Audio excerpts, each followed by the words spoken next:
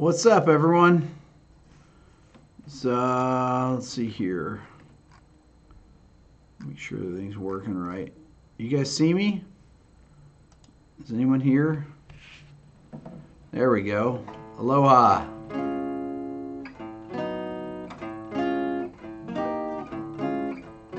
What's happening? Jason, Frank, how's everybody doing?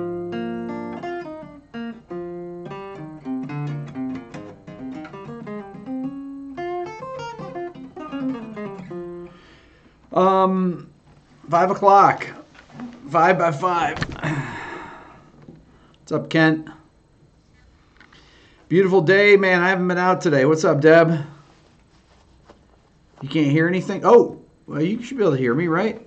You guys can hear me, can't you? What's up, George? Living beings? Living beings. That's awesome.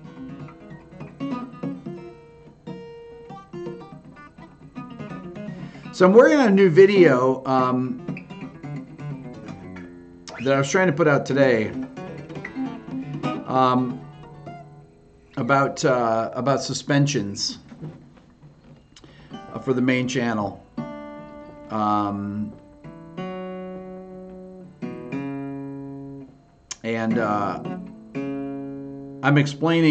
started out by explaining what suspensions are. And I started thinking about how much practical music theory do people really need to know. You know, I start out the video and I talk about what a suspension is. About how you have a tone that happens on an accented beat. And then the chord changes underneath it, and it creates a dissonance. And then the dissonance is resolved by the note moving stepwise. Now, it doesn't have to move stepwise downward. I mean, the sus4, sus2 can move up as well. But then I started to say, okay, well, there's all these different... If you take theory, if you're in college and you take theory, they make you learn 17th century counterpoint. So you're learning about things because you're learning about 4-part writing, which is great, and you should learn about that. But I mean, do you really need to know what an escape tone is, what an anticipation is, what an appoggiatura is? Some of these things are really specific things that for the 21st century, I don't think that they're important, really. Chords and have moving lines, and you vertically have chords happening because of your counterpoint. You know, your chord progressions have to make sense. You don't want to be doubling, some of the rules, like doubling. You don't want to have too many thirds in a chord. If you have too many thirds in a chord, it weakens the sonority. Okay? So there's the dilemma of how much do you actually talk about stuff that's not important. I think that's kind of the question of my channel. I like to think that I try to talk about things that are of use. I see a lot of channels that deal with things like recording, and I think they're the worst culprits of it. Theory you can always theory you can kind of justify. Most of the things that you learn in when you're learning 17th century counterpoint, all the voice leading rules, if you're learning SATB writing, then those things really apply. They apply to voice leading. They apply to how you, you make yourself aware of line movement in the middle of chords, things like that. And they're important, but is it really important to know what an appoggiatura is? Tom said, would a film conductor need to know the specifics? That's a very good question. I'm trying to think. I played an orchestra for years, Tom, and I'm trying to think if my orchestra directors I had ever mentioned a suspension in rehearsal, ever. They would sing the phrases. They talk about them. They talk about articulations. They talk about rhythms. But they never talked about the theory of them. Is that important to know? That's really a good question. Or do you just, everyone's time is limited, figuratively on Earth, and their amount of time they have per day to work on things, right? So this comes back to the content that I provide people. I like to think I try to provide things that are of use to them that you can use in contemporary compositions. No matter what it may be, whether it's composing or whether it's whether you're an arranger for for something or if you're a music producer and you're coming up with some type of a part for something, right? Now, a lot of the rules, the early rules of counterpoint, they don't even really apply to contemporary composition, right? I was thinking if I have a lot of these pieces are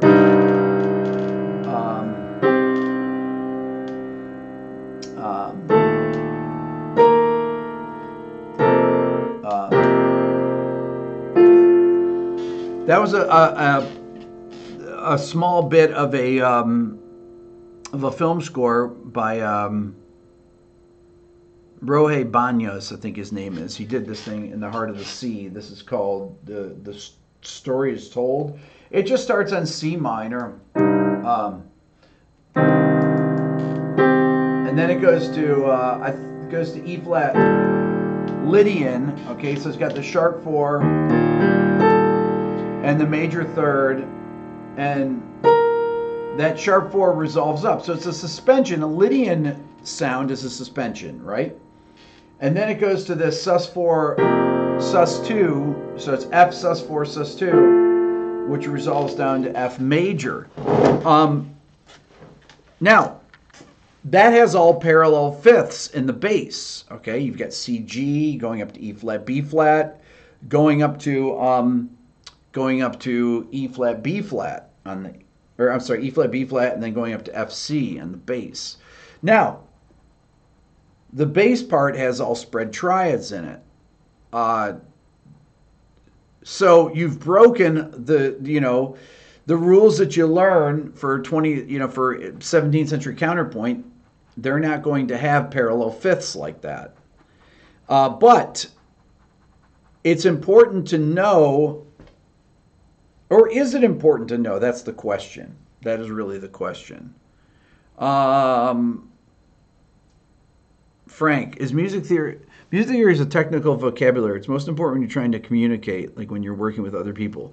Or that's a question. But yes, music theory is so that we can talk about music. That's why you know music theory. People that think that theory is good, theory can open up possibilities of where to go for things, right? If I'm thinking of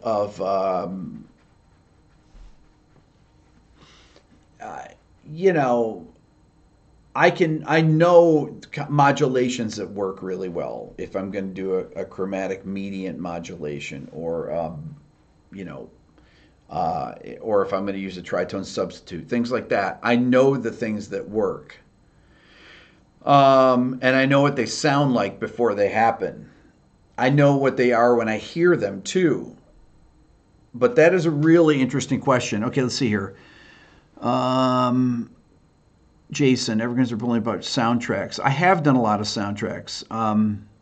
I've done a lot of different soundtracks. If go to film scoring on my page, I have a lot of different things on that. Ken, I would imagine that you were far more knowledgeable in music theory than the bands I was producing. I hope to God I was, because they didn't know anything. which I would think would be an important aspect of the process. Do I use music theory in production? Absolutely. I know when I'm playing parts. I can keep track of things that are going on, and I know what things are going to sound good over it.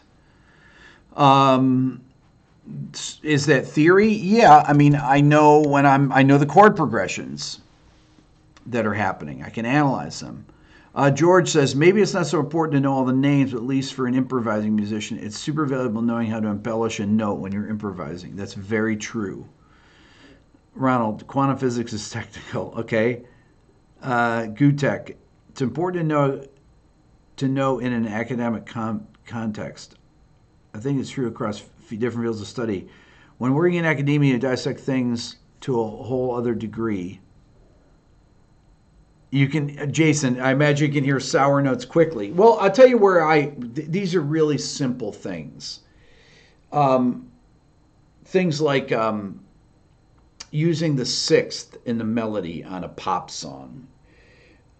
You don't hear the sixth that much. You'll hear it in certain songs, but typically you don't hear, most really strong melodies don't use the sixth. Okay, now why don't they use the sixth? Because the sixth is, and I've talked about this on here before, but if you think of, if I think of this note, if I sing E, now E is in a G major scale, but it really wants to be here on the fifth.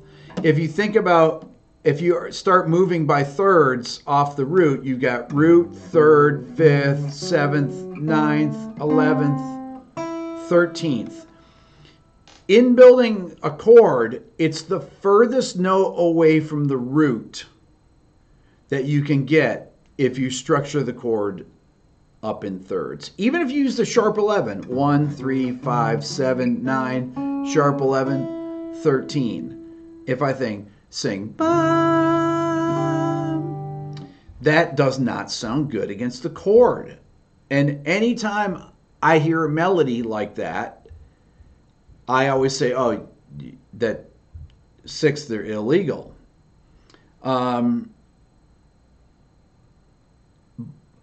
Yet, if I didn't know what that was, I would still say that sounds bad.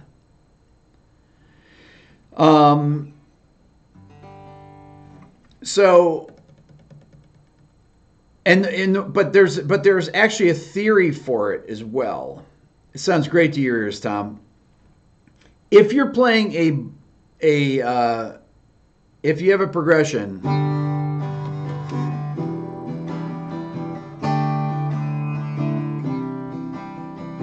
let's say playing 1, 1, 6, 5, 4.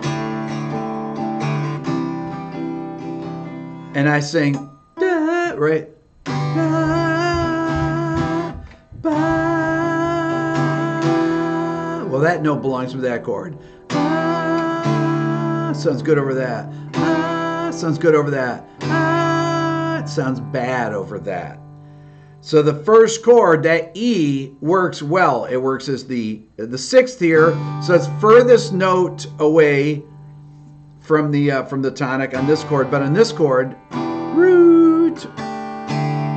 Here, if I have D sus4, da, I'm harmonizing in thirds with the melody, so that sounds strong. It's a sus2, and then on the C chord, da, it's the third of the chord. That note E on this G chord is actually implying the 4 chord. Now, when you're soloing and people talk about avoid notes, and I did a thing about avoid notes.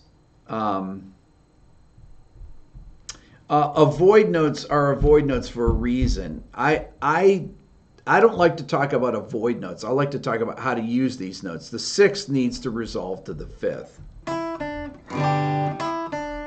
Right?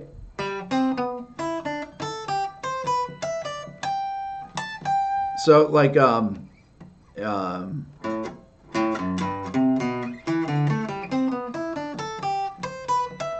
There's my 6/5. 3 3 2 1 6 5 4 3.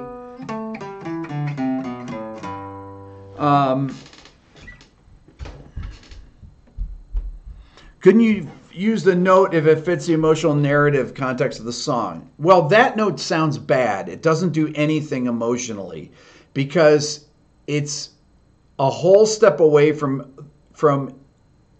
a good chord, two good chord tones, the 5th or the major 7th.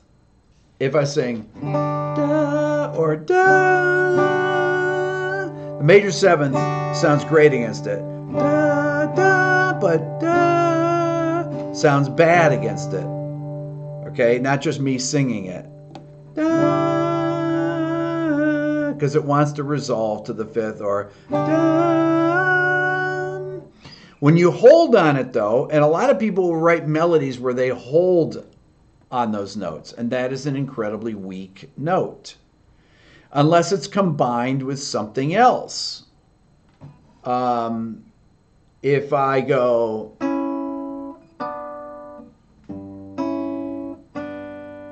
if I combine it with a sharp 4,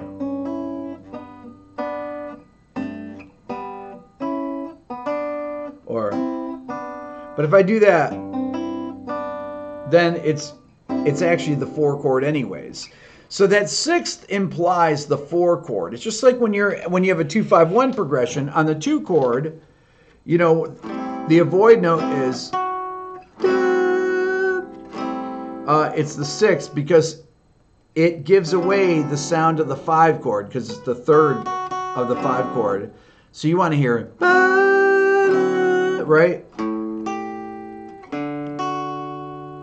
Okay, you want to hear that flat 7 of the 2 chord to the 3rd. But if you play the 3rd,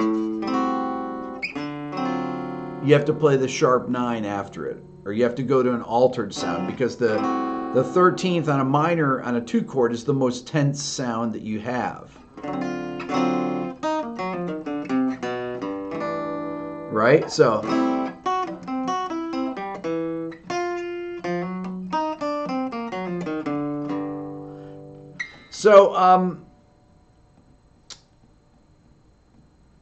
now, does understanding theory help that? Yes, it does.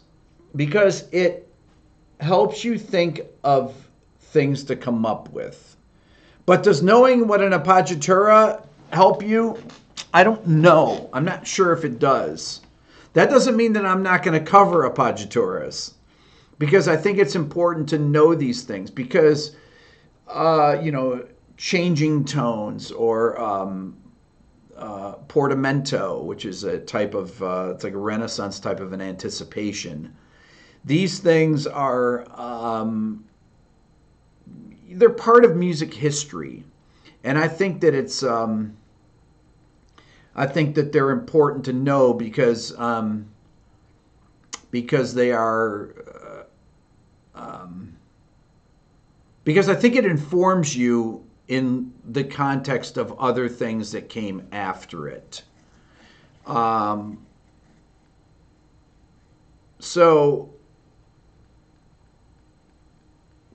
are you ever going to use it though? The Picardy third. Do you really use the Picardy third? Jason says, does it put you in box solutions? Do mistakes from being ignorant have any merit in originality? Absolutely. But I will say this. People that have a good sense of melody, they have a good sense of melody because they follow the rules. Okay? Kurt Cobain is a great melody writer, one of the best ever of pop songs. Incredibly sophisticated, yet he didn't know anything about what he was doing. But that doesn't matter because he had a natural ear for what sounded good. Okay? So he followed the rules without knowing them because his ear informed him over an entire lifetime what a good melody was. Yeah, in Gutek, exactly. He did it all instinctually. But, you know, when he was doing, you know,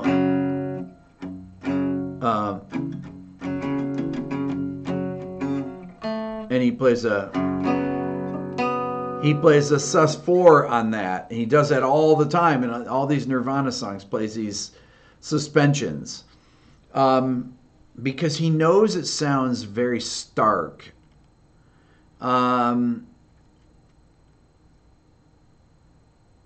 Some things work because they're just part of, you know, you just play them in songs, you know.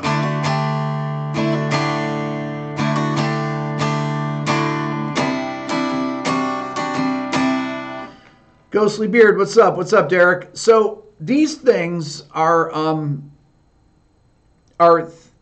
melodic devices that are based on music theory, but people learn them and they, you know, I mean, that's a suspension. That's going from a sus2 to a sus4, but passing through the third. It's not going from the sus4 to the sus2, right?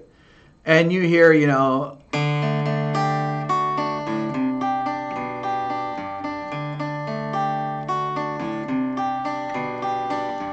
that uses a sus4, sus2. I mean, there's thousands of songs that use these things, and they use them properly. But they use them properly because they've heard them in context before. It's very important to learn music in context. One of the things about the ear training course that we're working on right now is that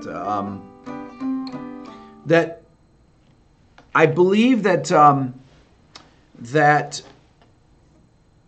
using random intervals in ear training is kind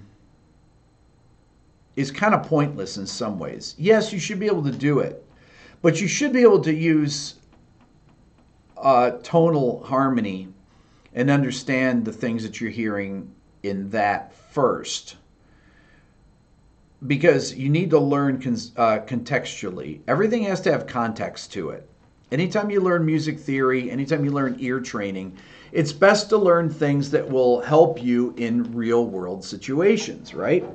So if I hear somebody improvise and play this, if I hear that line there, now you don't have to know what that is. You may not know. I have the keyboard out of sight here. Do some of you know what the bass note was on that, or what the upper structure, the arpeggio that I played? Anybody? Does anyone know what the upper structure is that I just played there? The upper part of the chord, this. Anybody know what that is? It's okay if you don't. I know there's a little bit of a delay, so I'll wait. That is a lick that that was in one of my videos that I transcribed from a Kenny Barron solo, where he's playing. It's an add 9. Very good. It's an E add 9. But I start with a so it's actually E add 9 over F. Okay, I'll play it as a static chord. But here's the.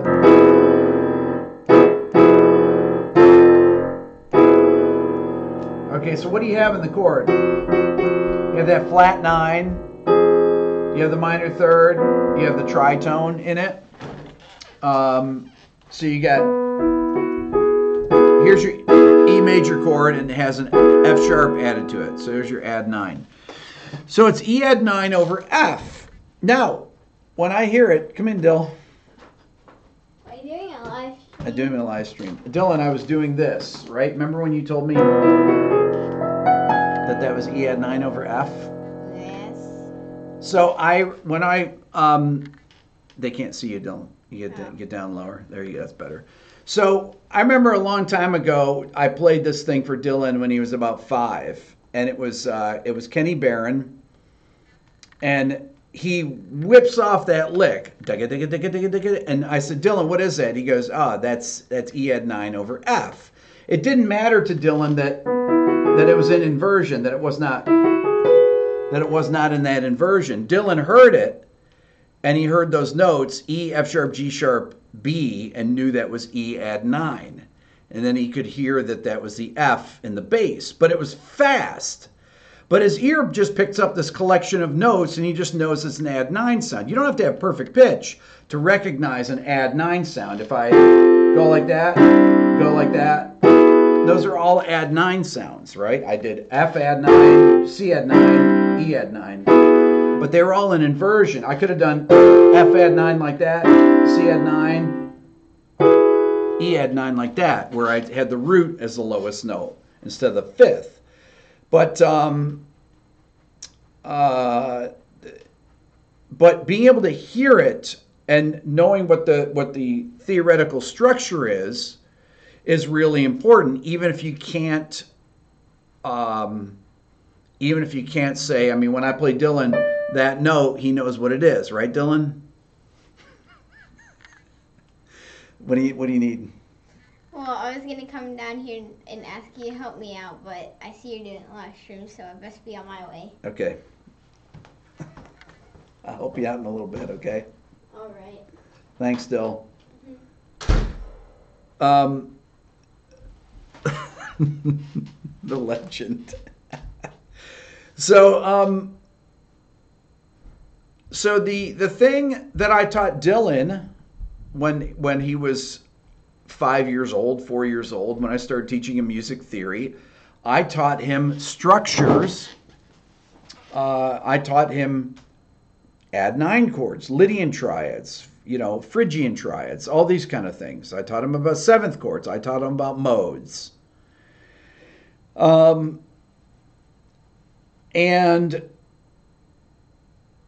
because I wanted him to know what he was hearing. So that's where theory becomes important again. You don't necessarily need to know it to write. You can write great melodies without ever knowing what you're doing. But you can't tell anyone what you're doing without knowing theory, okay? You can't catalog ideas without knowing theory.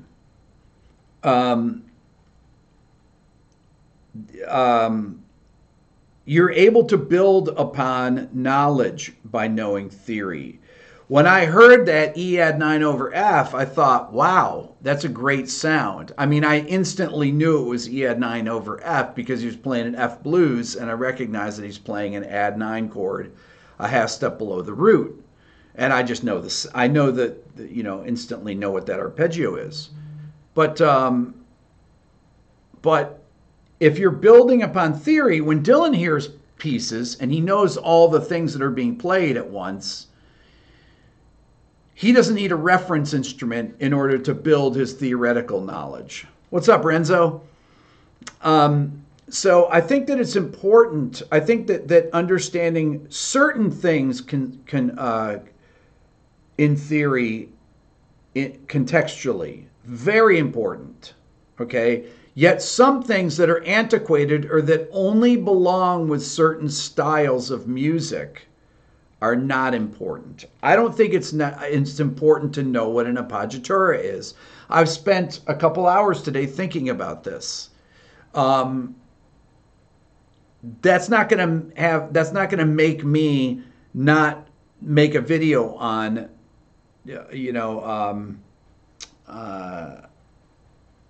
on these non-harmonic tones, is what you would call them, because they're important to recognize if you're a student, and I do make videos for students. What's up, Carlos?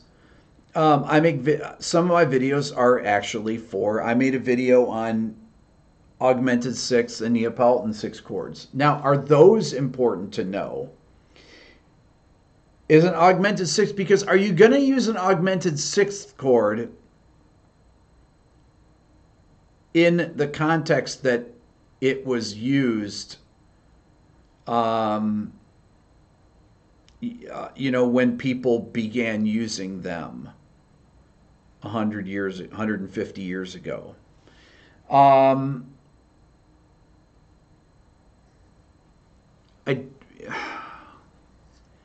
You know, it's just like, do you need to know how to write a fugue?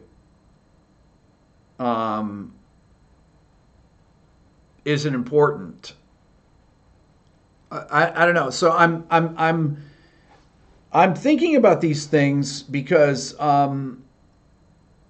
if you want to improvise in the style of Bach, if you want to improvise in the style of Mozart, yes, you need to know the kinds of devices that were used.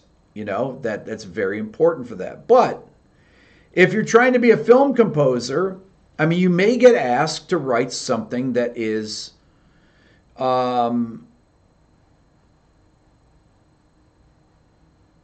you may get asked to write something that sounds like let's say you're doing a movie that's a period piece. I think that would it be better if you're a director to just use Bach or Handel, or you know, if you're doing something that's, you know, there was the movie Barry Lyndon that Stanley Kubrick did that uses you know, Schubert in the movie because the period because it overlapped with the period. It was a period piece. The movie was. So it's really fascinating. Jason says, Matheny trivia. Lyle Mays went to your tiny high school in northern Wisconsin, and no one in the town ever talks about it. Wow. That's really interesting. Strauss did not overlap with 2001. Frank, exactly, right? But it was... but 2001 wasn't made in 2001, right? It was made in, 1969? When was it? When was 2001 made? No, Strauss did not overlap. You know, and the film composers, I was listening to an interview of, I forget who it was with now, where they were saying, should you use synthesized instruments in period pieces, or is it best to use orchestral instruments? Well, sometimes synthesizers were not around if you're doing something in the 18th century. There were no synthesizers. Do you need to create music that's of that time period? And in order to do that, how much theory do you need to know? Well, you know, if you want to create something like Schubert, you need to know about the devices of the early Romantic era. And there's a whole set of rules, techniques, types of cadences that were different than the Baroque era. You know, I was going to say, well, you don't hear this or that in Bach. You pretty much hear everything in Bach. At least, you know, if you listen to the you just put any of the well-tempered clavier on. Put on the C-sharp major prelude, which is one of my favorites from the second book, and you've got major seventh chords. I mean, you have so many different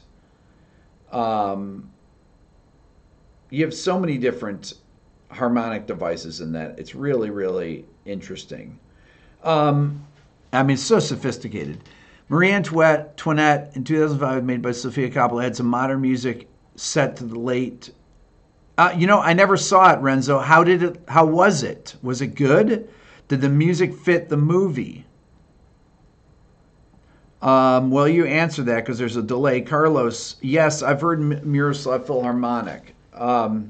Miroslav is actually Miroslav Vitus, who played in Weather Report, and who I was his assistant for 2 years. It doesn't work in the movie. Okay, there you go. I don't like the Miroslav Philharmonic sounds by IK Multimedia. I do not like them. Yes, I was Miroslav's assistant for 2 years. The scene was like a sore thumb. Oh man.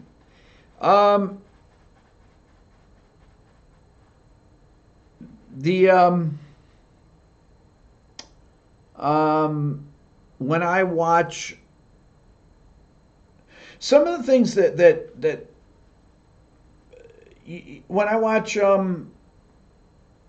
the Superman movie that Hans Zimmer did, when I watched that, the first one, from whatever 5-6 years ago, and the music is just so minimalistic, and that kind of became the style. The style is not necessarily these big themes where every character has his own theme. Aiden does play with Miroslav, yes. Whether he should or not.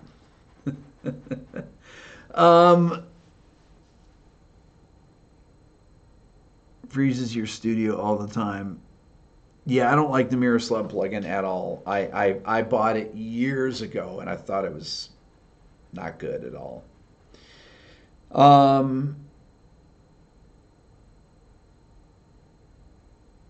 What do I think of John Carpenter's film scores? Well, like the theme to Halloween is amazing. It's incredibly good. Did John Carpenter write that actually? I thought he might have. It's a great theme. So it's hard to write those kind of things. What do I like or recommend as far as libraries like that? To me, the best libraries are the Spitfire Audio. And I don't say that because I have become friends with Christian Henson, who's one of the owners of the company. Their stuff is just really incredibly good. It just sounds great. They've got so many libraries, and they're coming out with new stuff constantly. I would recommend Christian's channel, his vlog, too. He only has about 11 or 12,000 subscribers, but he's got one of my favorite vlogs on my favorite YouTube channels. He puts out 3 videos a week, and I would follow it if I were you guys. I just think he's so interesting. He makes great videos. He's very into it. He's very dedicated to his, and he's very good at the craft of making videos. For a guy that's a Christian Henson, his name is. He's one of the 2 owners of Spitfire Audio. The other guy's name is Paul. But if I were to recommend a good beginning library, Albion 1 is their first library that they did. It's really great. I was just using the strings. I use them I own a lot of their string libraries. I own the chamber strings. I own Albion 2, which is very good. I own their entire symphonic library that they have. I prefer, though,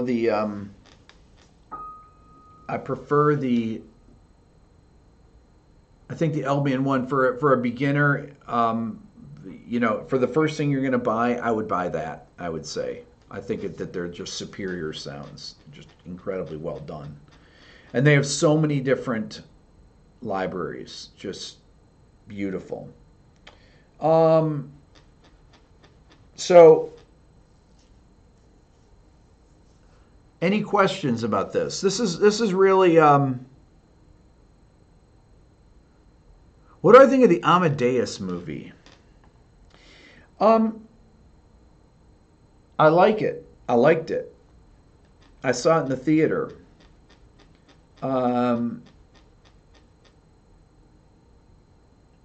Christian's videos are dizzying, Tom. They are. He has so many jump cuts, and he's so hyper. Man, he is so hyper. He just cuts. He's in so many different places. They're really jarring, but he's a very thoughtful guy, and I enjoy the things that he talks about on there. And he's got a really honest.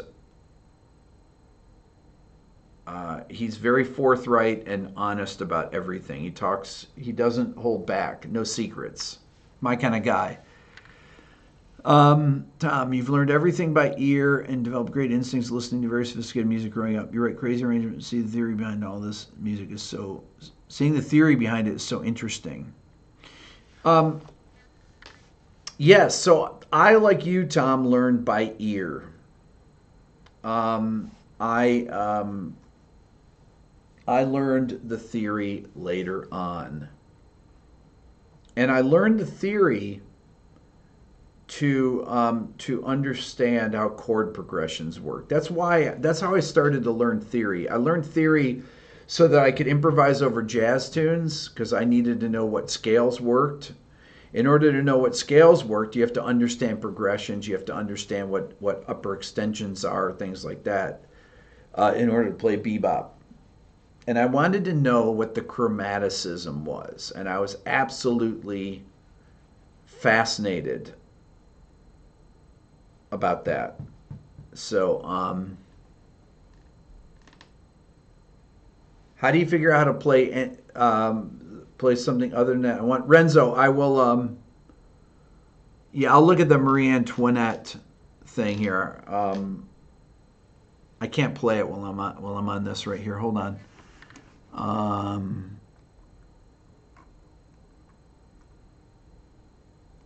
So Frank's saying about the root, not playing the root. I'm walking bass lines.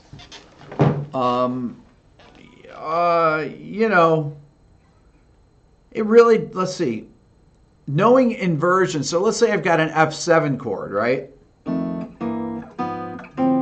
I started with a root and then, well, this time I started with a third. And here I'm going to start,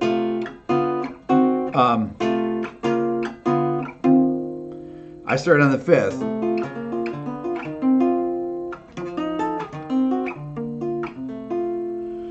So that's kind of, that's a good way to do it, is to actually work.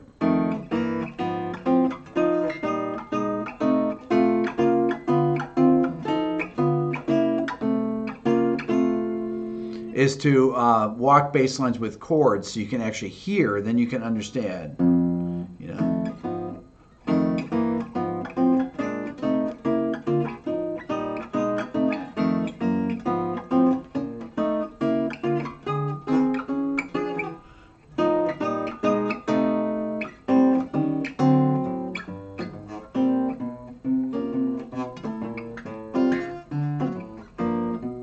So instead of going to F7 here, when I walked up to,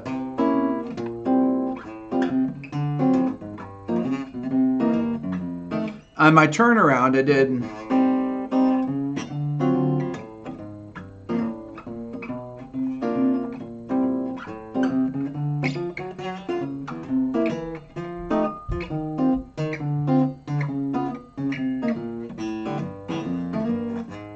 but I'm thinking I'm not playing the roots here because I'm not playing the roots because I'm thinking of different chords to play. So that's how you get away from playing the root on the downbeats. You can still play the roots on the downbeats, but you just reharmonize it, right? So if I'm doing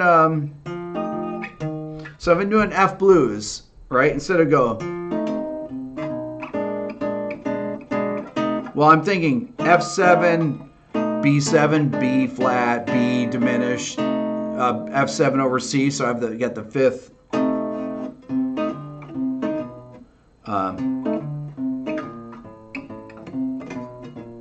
So I did.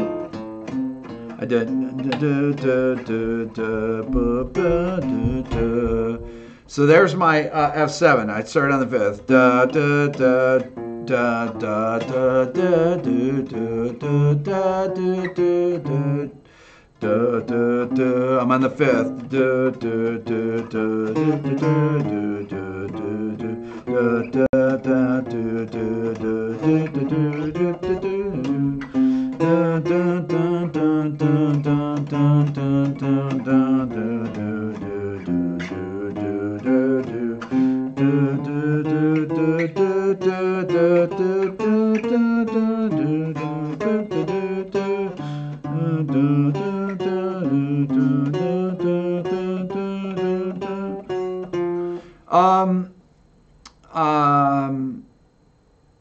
Yeah, I'm singing. Sorry that I'm singing there because it actually kind of it's actually kind of hiding. I don't know if you could hear what I was playing there because I was singing too loud. Sorry about that. Do do do do. You gotta, boom boom boom boom boom boom boom. Done. Let's see. Do da da da da da da da da. Right there, I used the sixth. Okay, so I'm going between the root. If I'm thinking F7.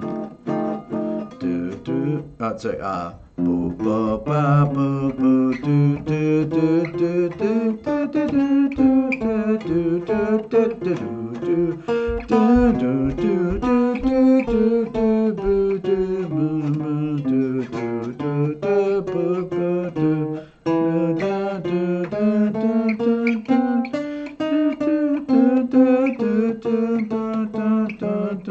I mean, so I was purposely trying to on the downbeat. I was playing the fifth there when the turnaround happened. So I'm thinking like soloing. I'm using the thirds on downbeats, things like that. So I played, bum bum bum dun dun. So root. I'm on F7. Root third, flat sixth. Da, da, da. So then on the fifth, I'm thinking F7. Right.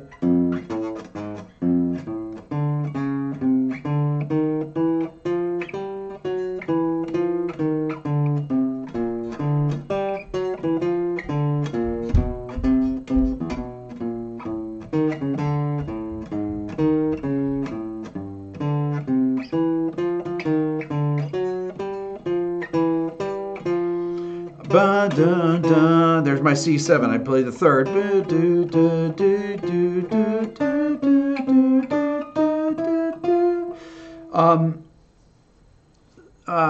So using thirds, using fifths, using other chord tones. Is this in the Beato book? Yes, it is. I have a whole chapter on walking bass. It's all in the Beato book. You got tons of examples like that.